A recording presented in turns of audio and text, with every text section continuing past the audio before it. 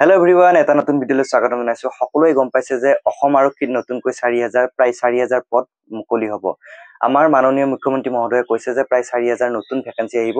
যিদিনাখন আপোনালোকৰ এই যিখিনি ৰিক্ৰুটমেণ্ট হৈ গ'ল, যিসকলে এপইণ্টমেণ্ট পাবলৈ বাকী আছে, সেই এপইণ্টমেণ্ট লেটাৰ দিয়াৰ পিছদিনাখনেই নতুনকৈ 4000 পদ মুকলি কৰিব বা এডভাৰটাইজমেণ্ট উলিয়াই দিব।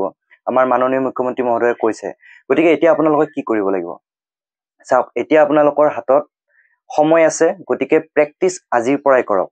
প্ৰেক্টিচত আপোনালোকৰ কোনো ধৰণৰ খুটি নাতি নাৰাখিব, একদম ধুনীয়াকৈ প্ৰেক্টিচ কৰক। আৰু যিসকল বিগিনাৰ আছে তেওঁলোকৰ কাৰণেতো এতিয়া আৰম্ভ কৰাৰ সময় আহিয়ে পৰিছে। আৰু যিসকলে অলৰেডি মানে এটা দুটা ইণ্টাৰভিউত তেওঁলোকে ৰানিং কৰিছে বা যিটো ৰিচেণ্টলি হৈ গ'ল তাত ৰানিং কৰি আহিছে, তেখেতসকলে অকণমান প্ৰেক্টিচ কৰিলে আকৌ সেই ৰানিংটো আনিব পাৰিব। কিন্তু যিসকল একদম বিগিনাৰ, সেই বিগিনাৰসকলে কিন্তু যিসকলে ৰানিং কৰি এতিয়া বৰ্তমান চাকৰি অকণমান নম্বৰৰ কাৰণে নাপালে, সেইসকলক কিন্তু বিট কৰিব লাগিব। তাৰ কাৰণে আপোনালোকৰ হাতত এটাই পন্থা আছে যে আপোনালোকে ভালকৈ প্ৰেক্টিচ কৰিব লাগিব। এতিয়া প্ৰেক্টিচ কেনেকৈ কৰিব? প্ৰথম কথা চাওক, আপোনালোকে ৰেগুলাৰ ৰানিং কৰক।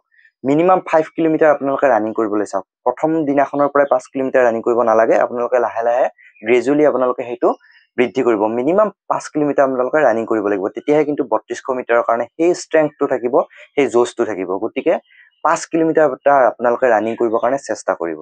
আৰু মই কওঁ, এতিয়া আপোনালোকে বহুতৰে মনত এটা প্ৰশ্ন আহিব যে ফিল্ডত প্ৰেক্টিচ কৰিম নে ৰাস্তাত প্ৰেক্টিচ কৰিম। বহুতৰে এইটো প্ৰশ্ন আহে। কিন্তু আপোনালোকে ক'ত ৰানিং কৰিছে সেইটো মেটাৰ নকৰে। আপোনালোকে কিমান সময়, কিমান দিন, কেনেকৈ প্ৰেক্টিচ কৰিছে সেইটোৰ ওপৰত ডিপেণ্ড কৰিব।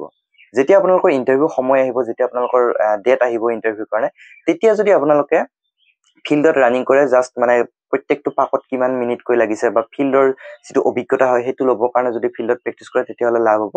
কিন্তু এতিয়া আপোনালোকে য'তেই ৰানিং কৰে কৰিব পাৰে। কিন্তু মেইন কথা হৈছে আপোনালোকৰ সেই স্পীডটো আনিব লাগিব, সেই টাইম মেনেজমেণ্টটো আনিব লাগিব, সেই ষ্ট্ৰেংথটো আনিব লাগিব। তাৰ কাৰণে এতিয়া প্ৰেক্টিচ কৰক। আৰু সদায় ৰানিং কৰোঁতে এটা কথা মনত ৰাখিব, নিজৰ শৰীৰটোৰ যত্ন ল'ব।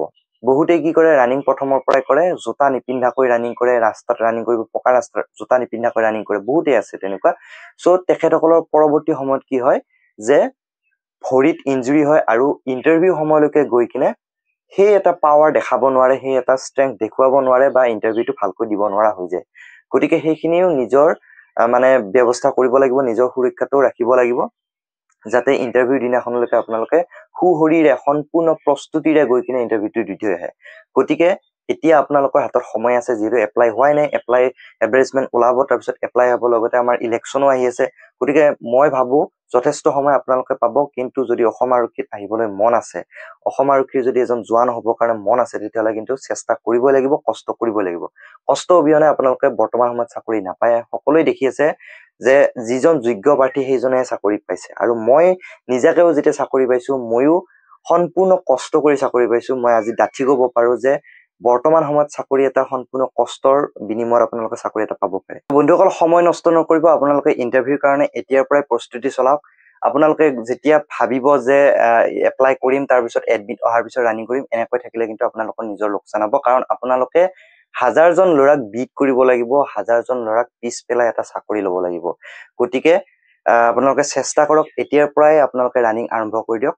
চ' এইখিনি আছিলে আজি ভিডিঅ'টো। যদি ভিডিঅ'টো ভাল পাইছে, লাইক কৰি দিব, শ্বেয়াৰ কৰি দিব আপোনালোকৰ বন্ধু বান্ধৱীৰ সৈতে। আৰু যদি চেনেলটো ছাবস্ক্ৰাইব কৰা নাই, চেনেলটো ছাবস্ক্ৰাইব কৰি ৰাখিবলৈ একেবাৰে নাপাহৰিব। তো পুনৰ এটা নতুন ভিডিঅ'লৈ আহিম, তেতিয়ালৈকে থেংক ইউ।